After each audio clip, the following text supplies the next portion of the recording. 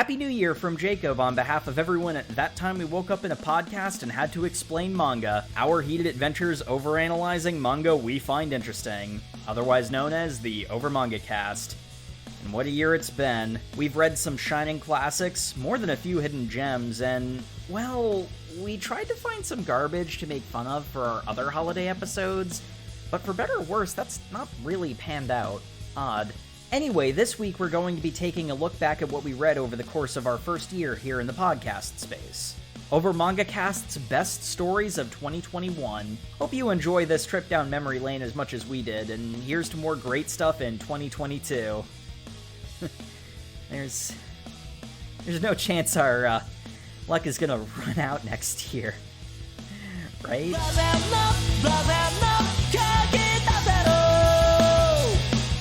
Hello everyone and welcome to the OverMangaCast once again. My name is Sam and we don't actually have a specific franchise to talk about, so we can't do our usual top of the episode thing and talk about our familiarity with it. No, it is the end of another long trip around the sun, so we are taking our look back at our best of 2021. Excuse me, Sam, in the matter of all fairness, we also do accept that maybe the sun took a long trip around us. Sure. 365 long trips around us. Well, at least around me. I don't know about the rest of you guys. Okay, that one seems more plausible, to be fair. Unlike your usual top X of Y, we aren't doing one broad thing for the show, and we're not even going all the way to 5. So this is top 3 for each host of the OverMangaCast. Our criteria is specifically, it has to be something that we reviewed here in 2021, and something that was new to us. So, for instance, this is why you're not going to see Kill 6 Billion Demons on my top 3. Or why all 3 of mine aren't Chainsaw Man. And for example, for me, even though one of the things that I mentioned is that, like, for example, in the Yu-Gi-Oh episode, I, saw the series in a little bit of a different light. I have a bigger appreciation for Honda because of some of the things that Matt pointed out about the character. The change in opinion that we have on something is sort of what we're gauging it on. And if we, see something much better that, we liked previously, then that would be considered. Or if something's totally new to us and we loved it, then that's obviously going to get, priority in that category. Indeed. And I'll start us off. We're going to do we're going to go around the table here and do our number 3s and number 2s, which we've shared with everybody else. This is a family show, Samuel. God damn it. No, it isn't, Matt. You've looked at our list of episodes. This is not a family show. Speaking of not family-friendly material, Sam's number 3. Well, this one is the closest because my number 3 is Spy X Family. What can I say? It's got things that I enjoy. It's got comedy, it's got action, it's got some cute romance stuff. It hits all the buttons, and all the characters are extremely enjoyable, and I am very excited for the upcoming anime. You were wrong, and I've never been happier. I had to apologize on Twitter. I thought that it was never gonna get an anime, and it did. So I thought you read somewhere, either it was a reputable blog or something that this unfortunately no blogs are reputable. I mean, there were reasons to think it wasn't going to get an anime, but this is a case where it was a matter of a thing being probable, but this defied the odds, and that's a sign of its quality. This was very close to being on my list. Very close. Yeah, absolutely. It was a runner-up for mine as well. Like it was real wholesome. Just like looking back on it now, like I really appreciate like your and like the family dynamic is just really, despite the fact that something all built on a lie, like it's a genuinely loving family that has fun, wacky adventures, and it keeps you on your seat. The fact that they mesh together so well that if they were just in some way more honest with each other, they'd be like, yeah, actually this works. And who doesn't love a good found family? Yeah. Even if it is from whole cloth family in this particular case. I think one of the real highlights for it is I'm not a real big fan of awkward humor or humor that, you know, relies on awkward or embarrassing situations taking place in stories. I have too much secondhand cringe. I see. Mm-hmm. See, I agree with you, but And I yet- understand what you're saying, but at the same time, like, that's kind of like, I embrace the cringe because I find a lot of that cringe in myself, and I'm like, oh God. and yet I got through the entire visit with yours brother, and I even enjoyed it. Yours brother is amazing. Like, that is just genuine. Like, I'm not into the dude my sister's with, but I also don't believe they're dating. It's like, what is this? And that's like some sitcom level of setup too, because you find out that not only is he is the secret investigator trying to find Midnight. Yes. Mm-hmm.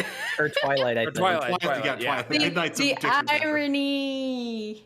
He sucks at his job. No. But yeah, so much irony. That's a good third pick, Sam. Yeah, Mhm. and Yeah. it's very popular. It's blowing up Instagram. I can't escape it for more than 30 minutes. It's great.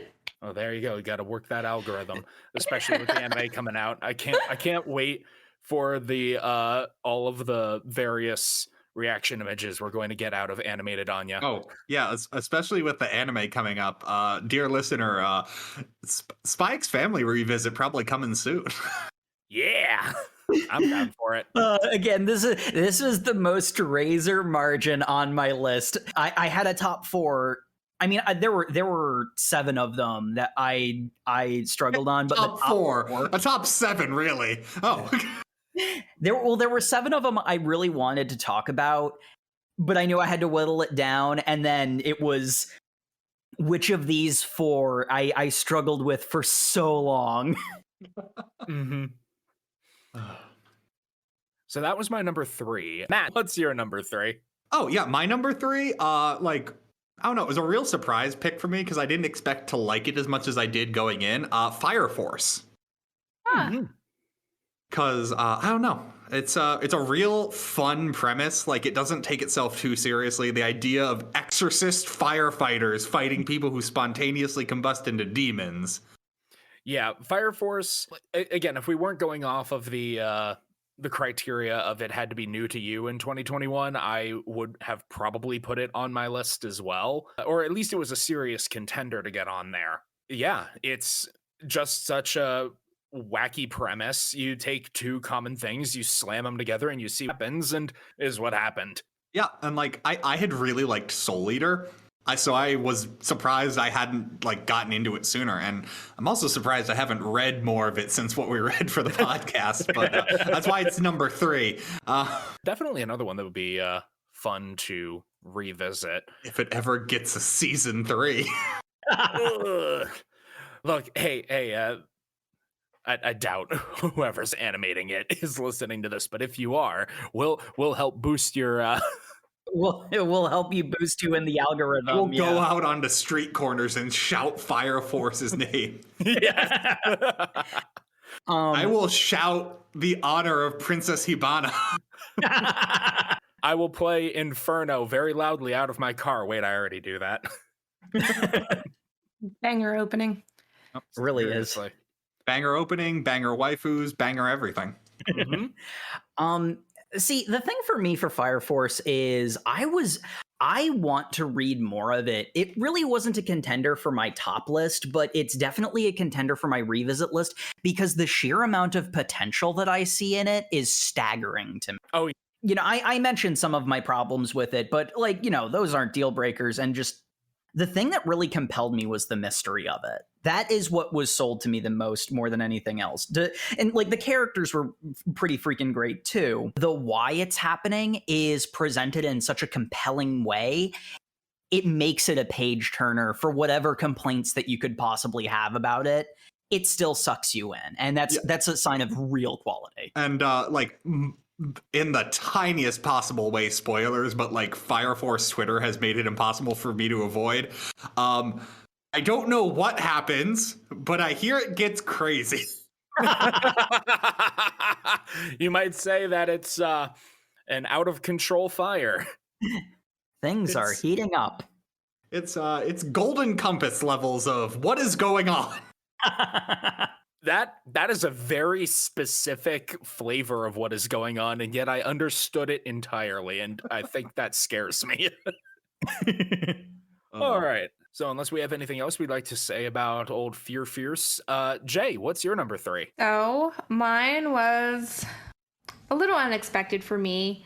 And honestly, I fought for this decision just based on criteria I've previously stressed, but I had to go with the tried and true Chainsaw Man, introduced by our co-host Matt. I wish that you had shared this earlier. I knew you were very passionate about it.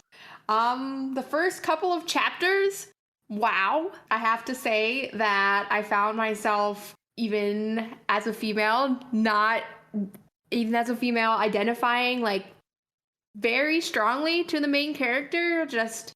And I know protagonists have like very tragic backstories and everything, but really Denji was just a normal everyday teenager. He wanted a normal life. Yeah.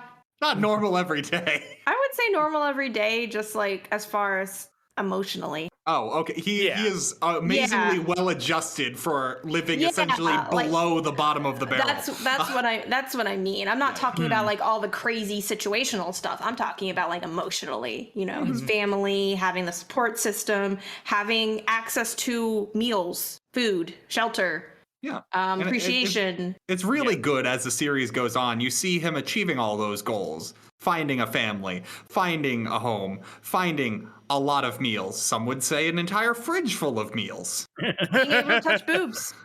Very important. He even got to touch boobs. He even got to eat an entire fridge full of meat. Yep. Yes. Yep. He sure did. Ooh, Chainsaw Man anime next year. I'm real excited. Oh, man. Dear listener, if you haven't read Chainsaw Man, we have 4 episodes on it. How did you get here? Yeah.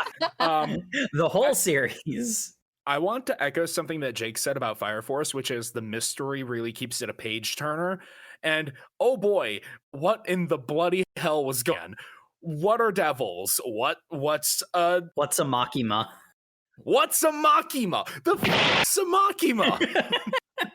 Oh man, and since this is an end of year special, like it's better not to date this one. The part 2 just got announced for summer of 2022 to coincide with the anime. So more Chainsaw Man. Excellent. More Chainsaw Man. Yeah. If any of you have read the entirety of Chainsaw Man Part 1, which you really should, here's a fun game. Go back and listen to our various episodes of it. Listen to Jake, and I theorizing and wondering and postulating, and Matt just tossing out like giant hints and huge reveals just super casually in the background that all of us miss. It's a fun re-listen. I still assert that I feel like there are elements of the first bit of Chainsaw Man that I feel were not as well handled as they could have been. But man, even like you listen to the episodes, even by the second episode of Chainsaw Man we did, I had gone from, I don't really like it. I wouldn't do more if it wasn't for the podcast to, yeah, no, I like this. And then the last 2, I was completely on board. Yeah, in all fairness, by the end of the first episode, because you had accidentally read too much that was sort of an important thing when we had been initially scheduling it, because our first episode of Chainsaw Man was one of our first episodes, and we were still a little bit finding some, footing with the podcast and how we were doing things. I didn't notice the schedule had been updated. So I had seen some critical scenes that were a pretty important element of basically answering a lot of the concerns that I had about the story up to that point, specifically the fact that I really didn't like anybody. Again, I feel like there's a way that it could have avoided needing that much of a build up, but that comes down to personal preference. It's not like a failing on the story's part in particular. Yeah, it's all subjective. It's like Jay, you said that you were able to identify with Denji pretty quickly. Oh yes. Yeah, I felt they woobied him a little bit too hard. But man, and like especially by the end, you don't expect it to get that freaking philosophical. And that is so my jam. Like the last section of Chainsaw Man is like everything like I aspire to do in a story in so many ways. Me too, but for entirely different reasons. I also want hot redheads to tell me to bark like a dog. Like, Woof woof. Wait. Bark, bark. I hate. Speaking of things I hate in 2021, the fact that woofing meme became a thing. I know. What were we watching? And just the It was the preview. announcement.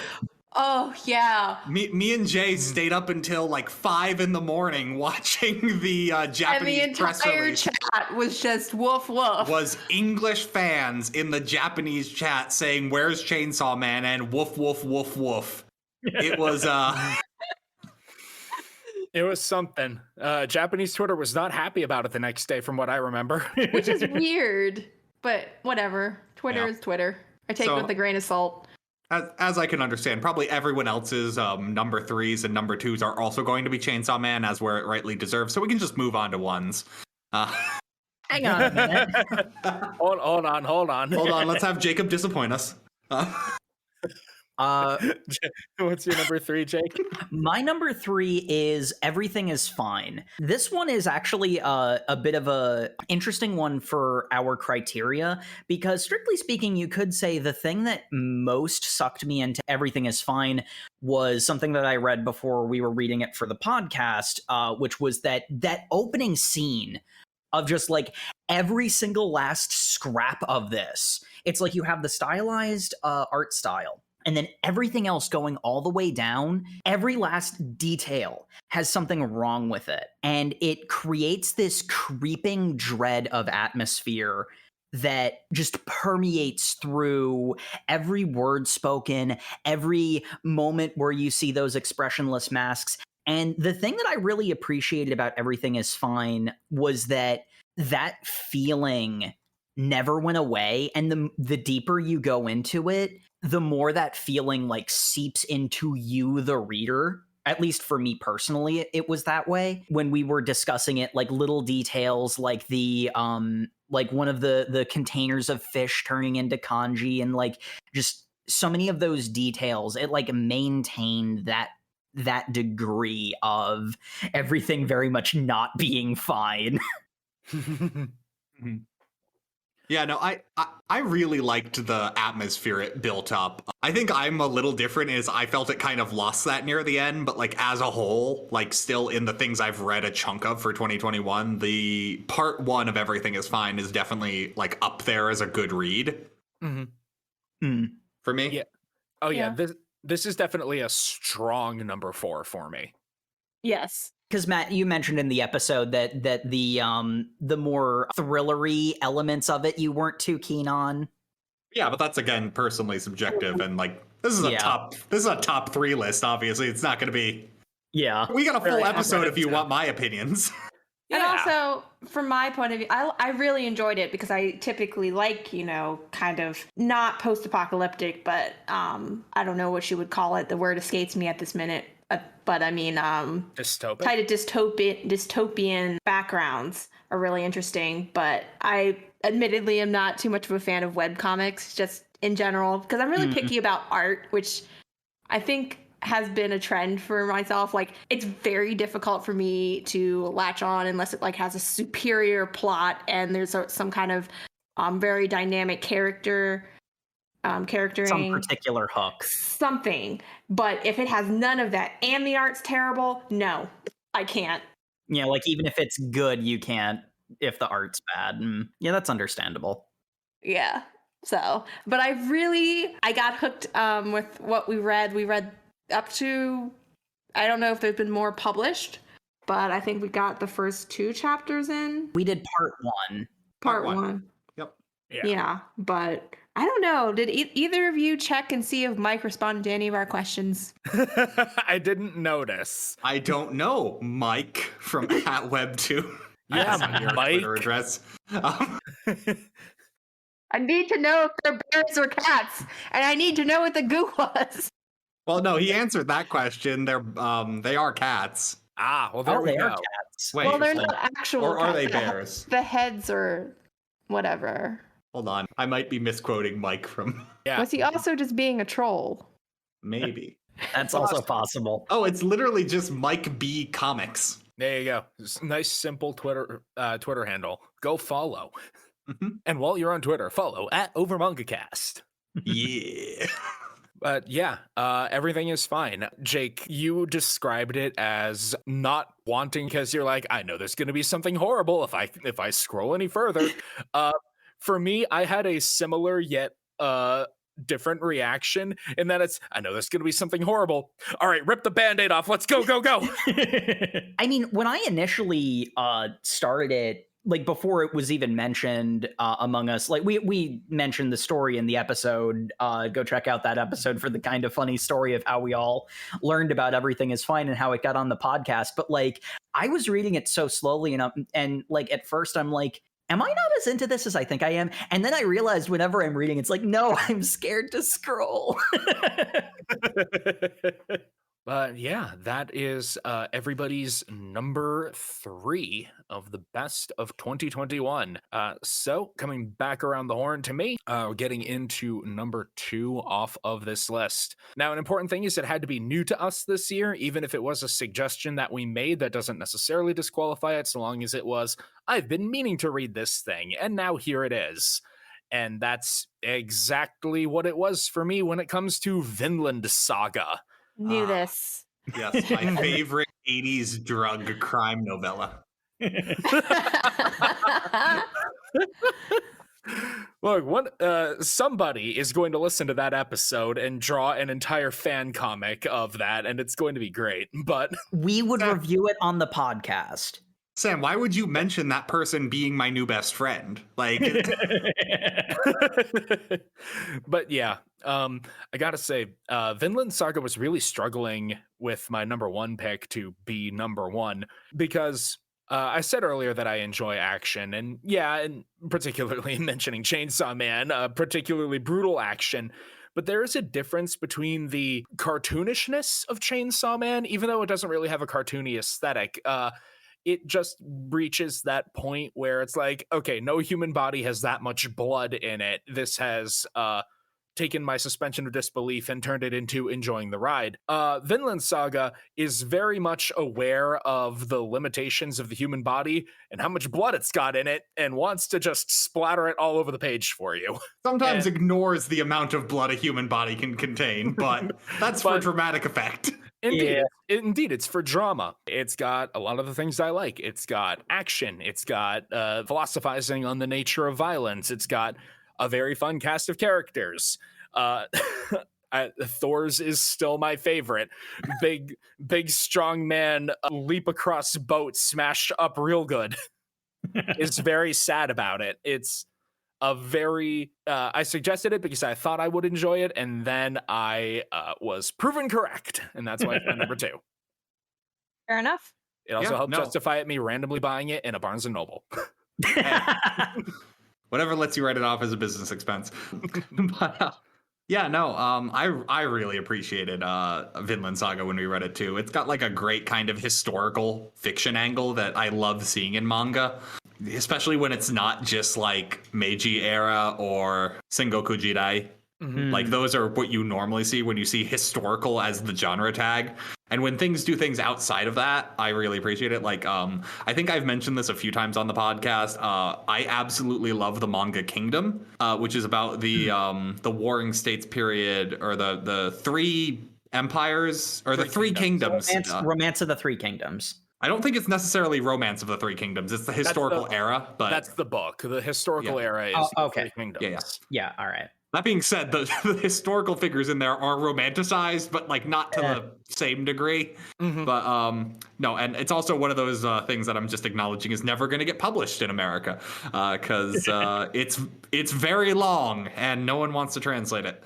But Vinland Saga, on the other hand, has been translated and it's great.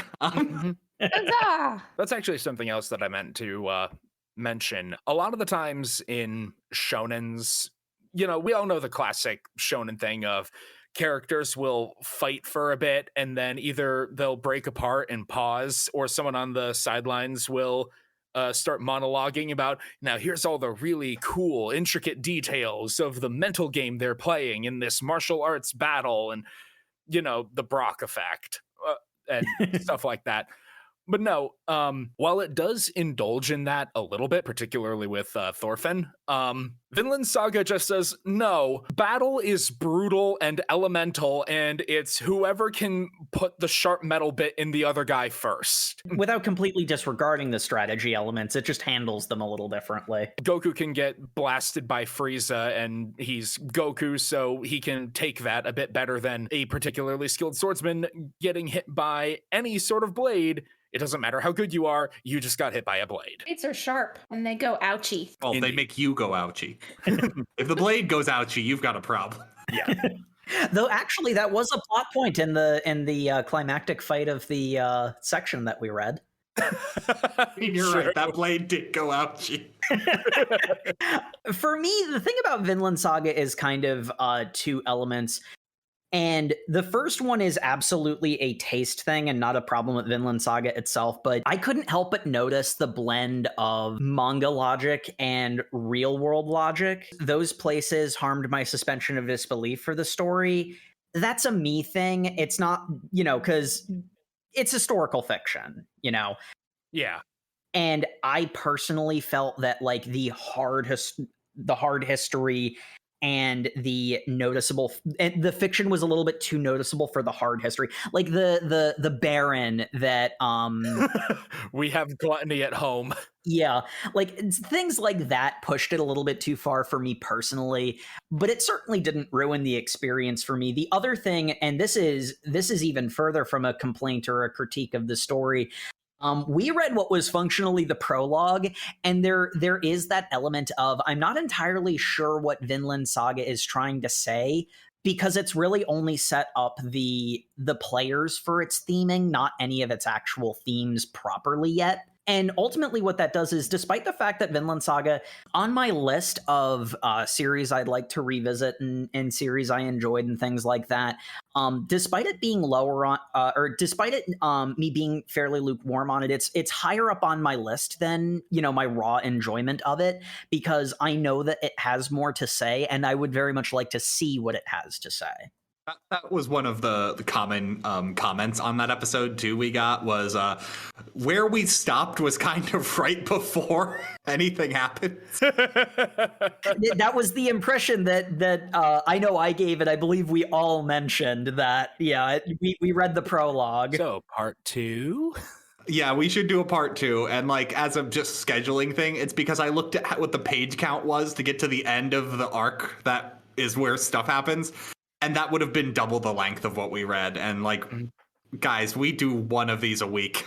Yeah. We gotta cut it off at some point. We're still trying to figure out how to do a revisit of One Punch Man because it's long. The Monster Association arc is still going on. You will note that after episode 1, we cut the reading by about 30 chapters. And also for Vinland Saga, that's conveniently where the physical volume that I bought ended too. So I was pleased about that. That is meant to be built to be a prologue and one story, So like, I don't think that we cut it off at a wrong place. It's just, it's worth noting that if the characters in the story don't particularly grab you, you're going to feel that prologue-y feel. It's the same kind of vibe of, though, like, hey, I tried reading Harry Potter. I only read the first book, though. People are going to be like, oh, come on, you got to at least read Chamber of Secrets. Nothing happens in the first book. Yeah. All right. So next, number 2. I guess we'll just do the same order we did before. Matt. Oh, me? Yes. Oh, wow. Yes. I wasn't prepared. So this one shouldn't be any surprise for people who listen to all the episodes. I think I mentioned in the episode we recorded that it's probably like one of my favorite things I've read this year. I compared it to Chainsaw Man in a lot of ways, and that would be Dandadan. Shut up. Oh, what? I'm sorry, Jay. Am I stepping on some toes? Jay, did you also pick Dandadan? Yes. And I picked it first before everyone else. Well, I said it first, so No, really, this is Sam's fault. it is Sam's fault. I agree. Hey, Me and Jay both have Dandadan for our number 2, and we're both the two who did the episode with Cody from the Shonen Jump podcast. Go check him out at Jump Cody. I've got a weird. I know Sam did the editing. So Sam, what did you think of Dandadan from what you've heard? I think there were a lot of JoJo's references in it that none of you talked about, and it gave me conniptions. You should read it. It's on Shonen Jump. Like, it's on the web version though. It's not going to show up in the app. Yeah. Because, for obvious reasons. Look, if you could see the chat log of our Discord server of me There's doing more. the editing. There's more, Sam. Yeah. She got powers when a golden ball fell on her. You're telling me this got teabagged and became psychic? Yeah. Yes. I mean, this is the manga that famously starts with an old woman in the hallway going like, I'll let you suckle my teat if I can gobble your schlong. Like, Dead ass serious too. like, And then and then Okurin is just like literally just what? Breaks. it is a manga that embraces the absurdity, and like the story for how it got written is actually really nice, because the mangaka apparently had been trying with a whole bunch of stories over and over again, and they kept getting rejected. Wasn't he one of Tatsuki Fujimoto's assistants on Chainsaw Man? I believe so, yeah. He had been trying to get his own series going for a while, and he had been doing so much world building for each one. Like, every time a prompt got rejected, he was just like, I put so much work into this. Yeah, so And- essentially he went it. Well, he got some advice from someone going like, look, you just need to get something through the door, and then you can work on building up the world, because frankly, that's what you need to do, because people are just going to reject ideas. Write something you enjoy, and then from there, the world building will be easy after you've already got the go-ahead. And he's just like, okay, I'll just do something crazy. I like aliens. I like spirits and stuff. Let's do something weird that combines the two and go from there. And like, that gets accepted, and then it's got just amazing art. And we spoke about it in the episode. The person who does the lettering, I'm blanking. Her name's Sarah Lindsley, I think. It's really good lettering. Like, it mimics like a nice like marker brush stroke. It makes those 2-page spreads just beautiful. Mm-hmm. I love Dandadan. It is insane. It is wacky. It is a roller coaster ride. It goes like a mile a minute, and it looks beautiful doing it. And for those who are interested, that you might be, lettering is done by Sarah Lindsley. Follow her at Twitter. Twitter? And Yes. Twitter.com. The Twitter? The Twitters. The Find her on Twitter? the Twitters. What's her link on Twitter? Sarah Lindsley. Oh, okay. It's her name. Find her on Twitter. Also, follow our guest host for that episode at Jump Cody, spelled with a K. Well, that's Matt and Jay handled for number 2s. How about you, Jacob? Okay, so this one, Weirdly enough, also Dandadan. I was just too shy to say it. I was too bashful. So this one is not surprising for the genre, but maybe a bit surprising for some of the things said, especially early on. Demon Slayer is my number 2. That's fair. The thing is, there was a lot of, it was particularly framing issues in the first section of Demon Slayer, and it did take a little bit to get going, but the more Demon Slayer has gone on, the more it has completely smoothed over even the slightest of the problems that I had with it. We've mentioned, especially in some of the later episodes, it really does feel like the Demon Slayer manga is getting the important beats and telling the story, and then they're taking something that's already good and then refining it that little bit more for the anime, which is a really clever thing to do. Manga is easier to produce than anime, so you tell a really good story and you get it done at a good clip. And then when that picks up steam, you can take, something great and perfect it in the animated format. I have finally seen Demon Slayer in motion, which is great. Yep, I was there to see him observe it. It was great. And in all honesty, in a big way, Demon Slayer is very much scratches my shonen itch. That I love shonen stuff. I love, battle manga and anime. That is just something that I have always enjoyed. And this is a well done, introspective, and thoughtful one of those that's just really solid, and it's just so much so in my genre is the big reason why it's so high on my list. Yeah. Honestly, if we didn't have the has to be new to you clause, Demon Slayer would absolutely have been on my list. If you go back and listen to the episodes that we did on it, you'll know that I watched the anime first. And I basically instantly fell in love with the anime because, again, it hits all the proper notes of a really solid shonen. And it's probably the more refined version of it, but the manga is still great. It's got some absolutely breathtaking art, particularly around the swordplay, and that's always fun. I don't know if I've actually mentioned this on the show, but I am a longtime fan of The Legend of Drizzt, and I kind of have a massive appreciation for very beautiful and intricate swordplay because of it. So, Ooh. Is this a euphemism for something, Sam? maybe. Sometimes, but not always. Not in this case, but I'm also not ruling it out. Open-minded, ladies. Look, I'm just saying if there are any blade-wielding Russian assassins, Sam does have a type. You need to be neither Russian nor an assassin, but blade wielding, that's pretty up on there on the list. That's going to be non-negotiable. But yes, I really enjoy very impressive swordplay because of that, and Demon Slayer delivers. All of the sword styles feel unique, and yet all of them feel very well thought out and focused. And it really is just the enjoyment of seeing a master at work, and I freaking love it. I want to, and it's couched amongst a bunch of kooky shonen comedy, and I love it. Yeah, no, like of the shonens we've read, Demon Slayer, I'm real interested to do another revisit on. I know we just did one, but like, oh man, Twitter's been spoiling me with those stills of the Entertainment District arc, and like, we could read it. It's doable. We could read it. That is certainly a thing we could do. So yeah, if no one else has anything else to contribute in the discussion of Demon Slayer, I think it's time we move on to. Hold on, let me get my screw attack voice going. Before you do we want to do honorable mentions or? Oh yes, I have several. Yeah. Sure. We'll try to keep the honorable mentions quick instead of doing a rundown like we have for the others, because these are just the honorable mentions. Shimatsu no Valkyrie is in my honorable mentions. Same.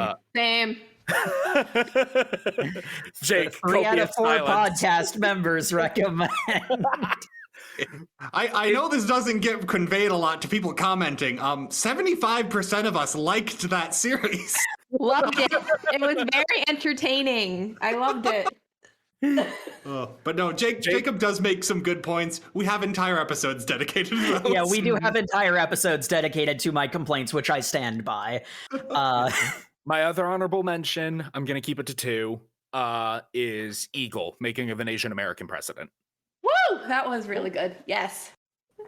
I didn't expect such a gripping political drama to come out of what sounded on the cover like a shitpost. So, I guess for me, my honorable mentions are things I've read before, but I just really want people to go read them because they're good and I don't think they get enough love. Frankenfran.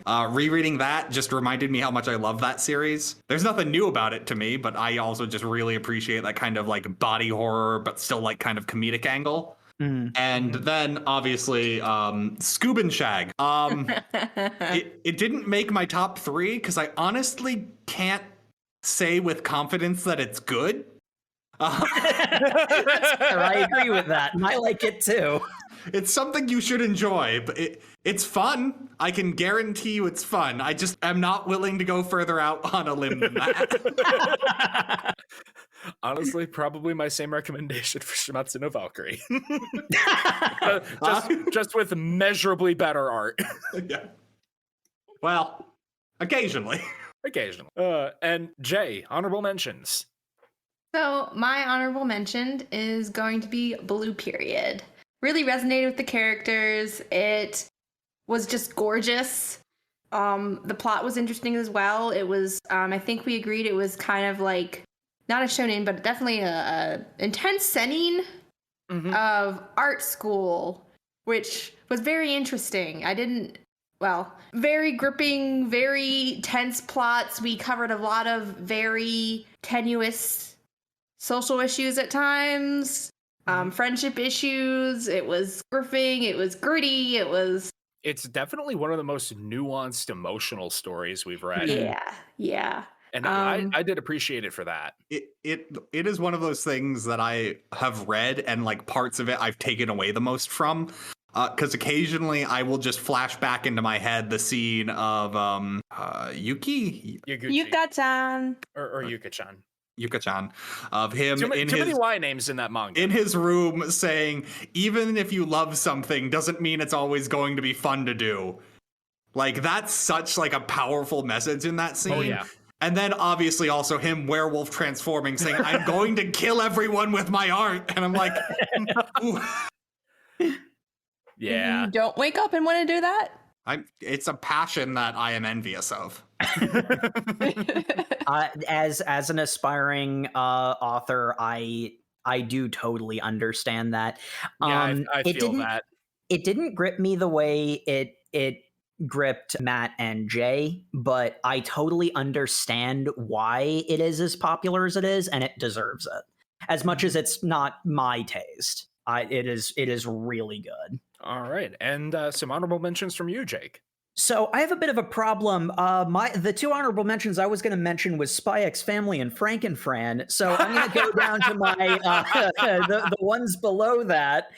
Platinum End was actually one that I took off of my top 4 pretty quickly because as much as I liked it, and we have a whole episode about why I really liked it, there is the element of it's right teetering on that line of like, I could see this face planting really hard, really fast. And I kind of want to withhold my judgment of how much I like it to when I see where it's going. And then, actually, I think Eagle, the making of an Asian American president, was also mentioned. So I'll go down another step and say Klaus, How Santa Began is another honorable mention for me. That's the that's all the ones I was debating on putting on my top list. Klaus I considered putting on my top list, but I decided against it because it was just last episode. I felt the recency bias was a bit too much on it. Yeah, I did seriously consider the recency bias. So Klaus is lower on the list than all the other ones I mentioned, but like all of the things that I was gonna say had been mentioned. So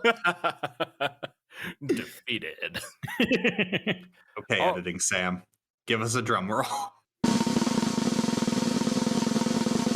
Number 1. All right, my number 1, it's Chainsaw Man. Woo!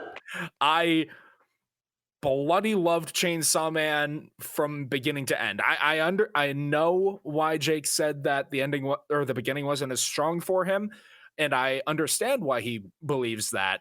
I can see it. I just didn't experience it.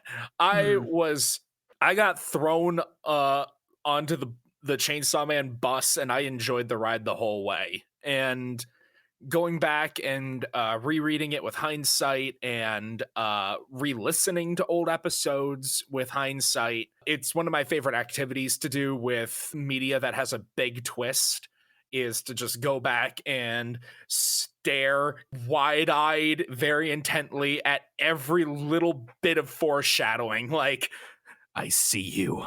I know you're there now. You can't hide from me. Favorite bits was editing Sam messaging me going like, what did you do in this episode? What did you mean by this? Those messages were plentiful. They were. largely echoed by me later on after about when we did the second run through of it. It's basically he was asking the questions I wanted to know. So yeah, that's my number one. Raise your hands if you're surprised. Nobody? Okay. Jay, number one. My number one is Platinum End. Just simply because I was a huge Death Note fan. I know we want to see some variation here, but I like what I like, and it did it for me. Even though Mirai at times could be very, very agitating, go back and listen to the episode. It's just cannot do. And I'm just like, you want to shake him, and yes. But I really vibed with his Angel Nase. Uh-huh. Just I love Nase. because why not? Why not just make yourself happy, right? I mean, I feel like the characters in Platinum End are like one of its strongest bit. Like Mirai's dumb and worthless and doesn't do anything, but I kind of like That he's that way. I like that he's the main character of a shonen manga and is that worth. Like, I love how that's different, but I'm also weird and I like different characters in situations where they normally don't want to be. Well, Yeah. let us not forget Cancer Dad. Oh, Cancer Dad Oh my God, is. Cancer What Dad. a character. Yeah, Kanade. I gotta say, Hey, teenagers, have these handguns. yeah, I gotta say, Let me JoJo pose with my angel powers. I made you all super secret weapon armor. Also, the girls is a sexy cat outfit. Why? Because We're not going to talk about it. we need to just store the batteries in the tail for heat sinking purposes. I don't believe you. Shut up. My biggest up for Platinum End is that I love stories where you can really feel the characters having agency and, you know, being able to change the plot. Like, you can see the moments where the characters reached out of the page, grabbed the steering wheel from the author, and just yanked it to the right. Mm. And no better example of that is in my recent memory than Metropoliman, who said, "Fuck it, I'm making this into a death game." Nobody ever said this had to be a death game. It just had to be, you have 999 days to decide who's going to be God. And he said, all right, kill everybody. Got it. It would have been a completely different series without that. Oh, yeah. I have to appreciate the raw cojones of a character like that. Yep. For me, again, I even mentioned, since it was one of my honorable mentions, the only reason why Platinum End wasn't higher on the list is because I'm kind of withholding my judgment, because it is so wacky and out there. I could see it crashing. And that concern is nagging me in the back of my mind. It's not even necessarily that's not a the series did anything wrong either. That's just, it affects my enjoyment. So that's an entirely me thing. I mentioned in the episode, I forget the girl's name. It's been a bit since we've read it. That's fair. Yeah. But her plot arc, like, again, not that, like, what she felt guilty about is not something I personally identify with, but the feeling that she had with her guilt and how it affected her. Oh man, I felt so seen reading that. It affected me in such a profound way. It was really impressive for how wacky and goofy and hammy and dumb it is, that it was able to wring that emotional, you know, it's high on my list. It's just, Yeah, it is a very fair placement at number one, just if only for the art alone, because of the things we've read, it's up there, but like, that's Obata. Obata always does like amazing art, and Bakuman's got great art. I know people have been memeing about certain panels of Death Note lately, but I think that's just because they forget how beautiful some other ones look like. Like, Yeah, I'm a sucker for art, if anything. Like, I've gotten picked on before about this, of something that has like a mediocre or shit plot, and I'm like, but it's so pretty.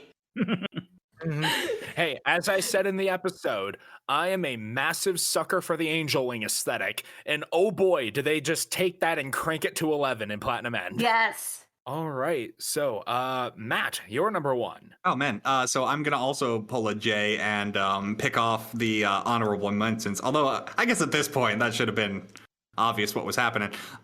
My favorite thing I read was Eagle: The Making of an Asian American President, a manga I picked as a meme because I thought this will be the most American thing I could possibly pick off a reading list.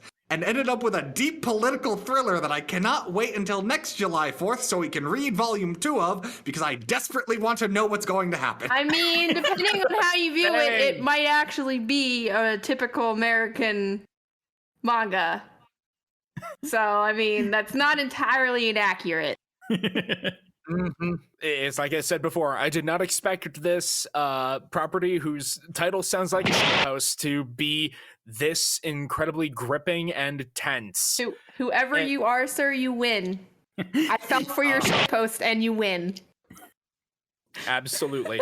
And again, you can listen to the episode to hear this, but Jay and I are both professionals in industries represented in that manga, so we felt incredibly seen, and we had such a scorp. I'm such Look a at this scorp over here pretending he can talk with us. Everyone says that, right? Yeah, that's just common American slang. Or when they had like the big fancy like yacht tour on the Potomac, and we're just like, I mean, there are boats that go on the Potomac, but those are for like tourists. That's not where you're having like a black tie gala. Yeah, and honestly, I feel like what we've been saying about this is actually kind of crystallized why I loved Eagle as much as I did, because the thing that really floored me was, and actually, funnily enough, similar to Platinum End and why it surprised me, the combination of the silly, goofy hammy, but also actually having something behind the eyes, and telling a real story that's serious, that, the reader can take seriously, that interplay of, does the story internally take it seriously? Are you supposed to take it seriously outside of the story? What's supposed to be goofy fun for the audience, and what are you supposed to care about? I think that's the thing about Eagle, is it takes itself completely seriously. The humor is mostly derived from like the absurdity of telling us, of it being from an outsider's perspective, and the places where that misses. Yeah. Unintended as it may or may not have been, it still, because like there are moments where it is wacky. Like how did Tuck get that speech? Does someone want to explain that to me? Tuck is some sort of investigation supernal solar exalt, and I love him. He's based on a real guy, is the thing. Like, not even that. I know! just his opening quote when people come in, stick with me like, "What are you Dems doing here? Don't you know I'm an elephant man?" And it's like, as wacky as that is, it still takes it completely straight-faced seriously, and I appreciate that because it's a good story. Yep. If you want another interplay of goofy, serious, or of goofiness with actually very serious and powerful story, listen to last week's episode on Klaus. But since we mentioned it in there, I would like to just thank Kaiji Kawaguchi, the author of Eagle: The Making of an Asian American President, for writing such a good manga. Indeed. And finally, last but not least, Jacob, your number one. All right, so my number one should probably be pretty obvious. It's Dragon Ball Super. The characters were incredibly Wait, hold on a second. What? Okay. Jacob, I want to thank you for finally being honest with yourself. You've been holding in this pain for so long, not willing to accept that Super is a true continuation of the Buu Saga, which is the best arc of Dragon Ball. All things you are confirming right now. What if this entire show was just some subvert plot to have some type of intervention? Guys, you can all come out from behind. Everyone listening, come on, come out. How did you people get in my house? Jacob, we all care about you, and we just want to hear the words, "The Goku Black Arc was well written and was in fact one of the greatest philosophical dives into the human psyche I've ever read." I mean, I would have made that joke if you hadn't taken my bit and run with it. So, anyway...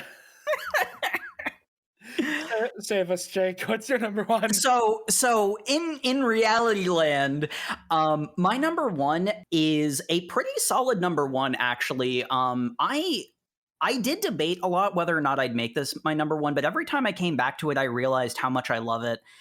Eden Zero is far and away of the things we read, the thing my opinion has, changed the most positively on. And we mentioned things like Eagle and Klaus, and I feel that Spy X Family flips it a little bit way more towards the not I feel it definitely flips it more towards the comedy side, but Spy X Family is kind of in this category. Demon Slayer has elements of this. Eden Zero is wacky, goofy fun. Platinum's End, and Platinum's End is not intending to be wacky, goofy fun, I don't believe. Well, that's probably true, but it does that.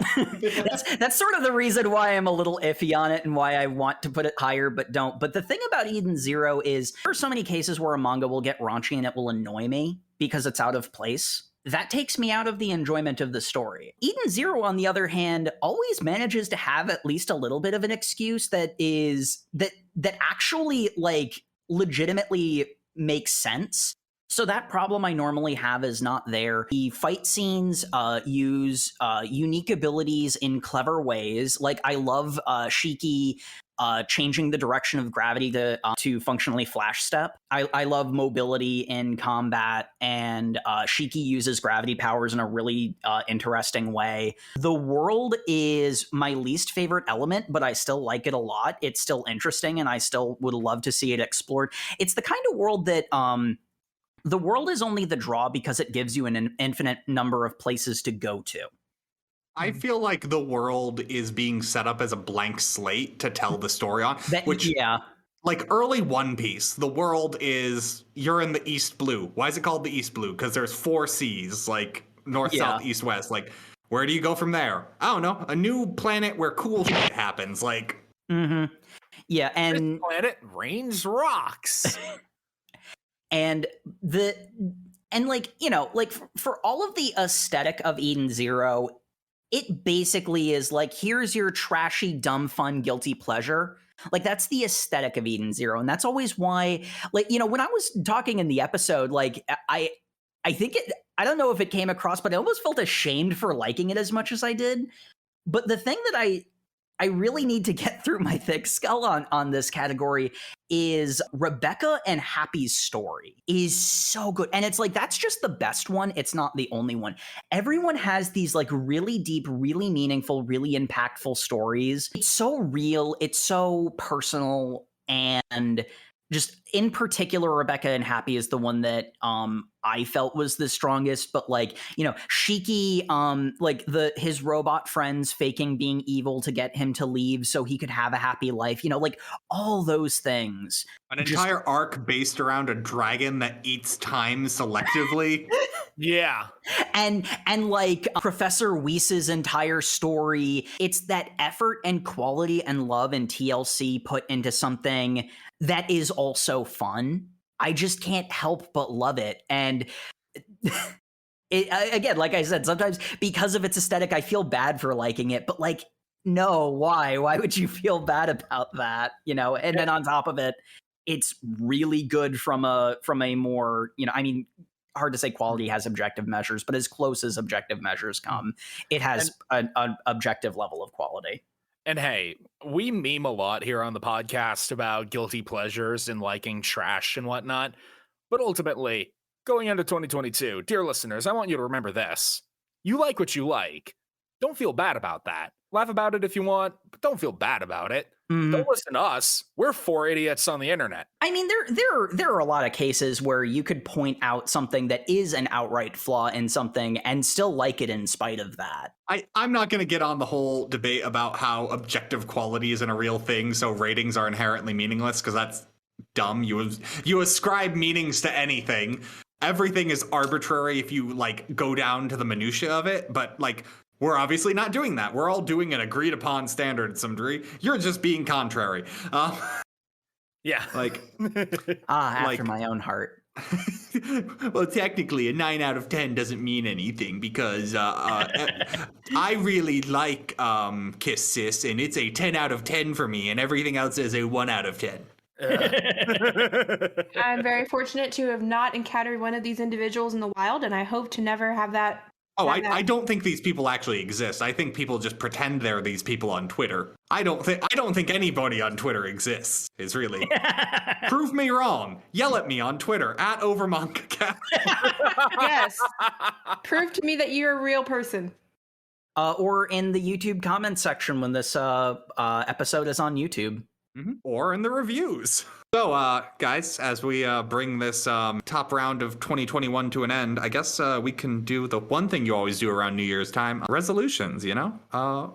Manga-wise, what would you guys like to read more of in 2022? Sam? You know, I have been plugging away at it low-key in the background for a while. My DMs with Matt can confirm this. I actually want to catch up on One Piece. Yo. That is quite the confession there. His name is Luffy. Look, that's Bucket D, Luffy. every time I start reading, I decide to just pop open the Shonen Jump app on my phone and start reading more of it. I'm always shocked once again to find out just how hard the writing goes. Like, I'm currently in, I forget what the actual like name of the arc is because I know they've all got wacky names, but I just finished up the Buggy arc, the first one where Buggy takes over that town. I honestly can't remember the name of that arc. and there's this really great moment where Zolo and the number 2 on Buggy's crew are fighting, and Buggy goes to like stab Zolo with the chop fruit, and Luffy just stomps on his hand and says, and with this huge like maniac grin on his face goes, "Keep your mitts out of Zolo's duel." And I'm like, holy shit. Yeah, Luffy goes hard many times. 4Kids really did them dirty. Yeah. Also, listening audience, I just want you to know I'm aware his name's Zoro. Sam's just reading what the translated is. Yeah. Yell at me on Twitter for it. I don't care. He has a different Twitter. Yeah. Yep. Also, nobody is real on Twitter, so really. It doesn't matter. Exactly. Prove us wrong. Jay, what would you like to read more of in 2022? I actually haven't thought about it. You kind of put me on the spot here. Well, you had all of Sam's talking to not listen to him and think of your own thing, as I normally do when Sam talks. Rude, but whatever. So I'm thinking I want to revisit. I had an opportunity long ago to actually take the plunge and read JoJo's. I have procrastinated, gotten swept up in other fandom, gotten diverted a little bit, but I think I'm ready to get on that train of JoJo memes. As I said before, I have been impervious to, I have not been exposed to all the JoJo memeage except through Sam and through other people I was previously acquainted with. So never directly. So perhaps as I do more reading and do more catching up, you'll notice the hidden memes. Yeah. Excellent. My influence spreads. So basically what you're saying is Sam's got to take a vacation soon so we can do a part 2 on JoJo's. Yeah, Sam is not allowed to be a part of JoJo's episodes. Yes. You guys were going to do Battle Tendency without me? Yeah.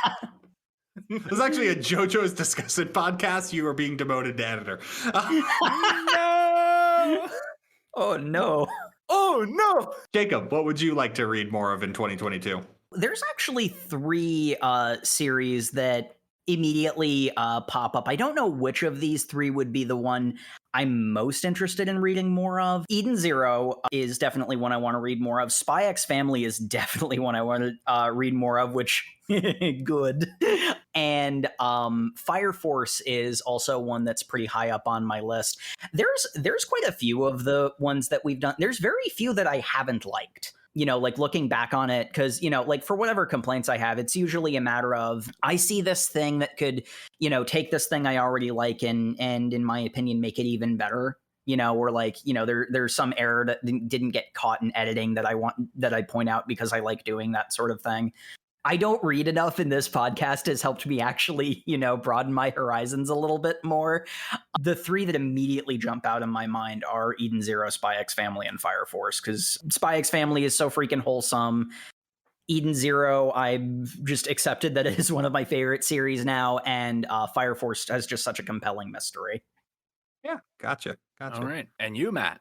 Oh man, I don't know. I was hoping I'd get a better answer from you guys, because I don't know. Like, there's so many things I want to read. Like, that's the problem, is I love new series. Like, I love finding like weird, crazy things. I love this guy translated his own manga into English because he didn't want to go through licensing, and that's how we get like Crazy Food Truck. Like, once that gets to like an arc, I'd love to read that. There's some other stuff that I've been reading that I'm just like, I want to get this on the show because I want other people to suffer like I have. Like, Blood on the Tracks would be amazing to get you guys to read. All right. But like things I would like to read, like there's so many I want to continue like stuff we got like do the next arcs of, but then I also want like to read new things. Like Golden Cameo would be good. Ghost Reaper Girl, for like as controversial as that would be, sounds fun to read at the very least. Like, it would definitely make for an interesting episode, that's for sure. Yeah, I have to once again change the rating of our show. Like, I read the first half of the first chapter of that, and I'm like, no, this should have a bumped up rating on the episode. I read all of the first chapter of that. It gets worse or better depending on how you define it. I mean, Tokyo Revengers would be good. Like that. I really want to get into that. There's so much manga. And like, there's so many manga that like do weird and different things. Like, we could read more sports manga because I know I'm the only one here who really likes it. But like, you just have to have the right mindset though. Of it's like it's you keep saying that, and every just time shonen. I'm like, I don't like this. You don't like it because you're not giving it a chance. It's just a shonen. He says this every time, and every time I'm like, ew, I don't like this. Because that is what you've said before you start reading it. Look, I'd be down to read something like Ippo or whatever. I don't know if Haikyuu has a manga, but I've heard good things about that. Haikyuu is a manga. Yep. Excellent. Also, Beastars would be fun to read. No, absolutely not. I will be gone that weekend. You liked Beastars. Never want to experience again. I'm okay. You liked the anime. No, I didn't. This is false news, everyone. Fake news. Why did you watch all of it then? Look, I'm just down for any reason to sing the praises of Wild Side. I love that OP. Unfortunately, the OP is not in the manga. Sam. Well, But look, I found reasons to shoehorn praise of OPs into episodes before, and I will do it again by thunder. Another thing that might be fun, Jacob, I don't know if you know this, but one of our favorite YouTubers started a webtoon recently. Oh, yes, I actually did know about that. I checked out the first episode of it. Yeah, so Jake and I will inevitably bully these two into reading Dato Doya's webcomic. So that'll be fun. Yeah, like if I had to like just limit it down to like one thing I would like to read in 2022, because I loved Chainsaw Man so much, I would really love to read Fire Punch. Oh, yeah. It sounds like the exact same kind of like a weird thing with powers, because like it's a guy who has like a healing factor, so he's constantly healing, but he gets into a fight with a person whose fire cannot be extinguished. So he defeats the guy, but in the meantime, he's been hit with a fire that can never go out. So he's constantly re-healing his burning body, and that's like the plot. And that is really interesting. It sounds That's so cool. Metal. I love I it. really want to read Fire Punch. Dum Jake over here didn't really think about the fact that just revisiting stuff we'd already done isn't what was asked. There are two particular series I really want to check out at some time on the podcast. I want to, at some point, read Crossbone Gundam for very personal reasons. That one's just a me personally thing because as a lover of the Gundam franchise, that's like a big missing link in the UC timeline that I haven't really experienced. And then the other thing, and this is something that like it pops onto my radar at random, and funnily enough, popping onto the radar is relevant for this one. But I really, really, really want to actually experience it properly. Area 88 I have heard nothing but glowing praise for. It is realistic air-to-air combat. That is my jam. Oh boy. I have watched I believe it was in 2004, the more recent anime of it, but it does not do the whole series. It just does the first 2 or 3 arcs. So I really want to actually properly experience the original Area 88. I'm already having flashbacks to when Jake and I first met over 10 years ago, and I became introduced to Plain Man. So that's our New Year's resolutions for manga reading. You know what?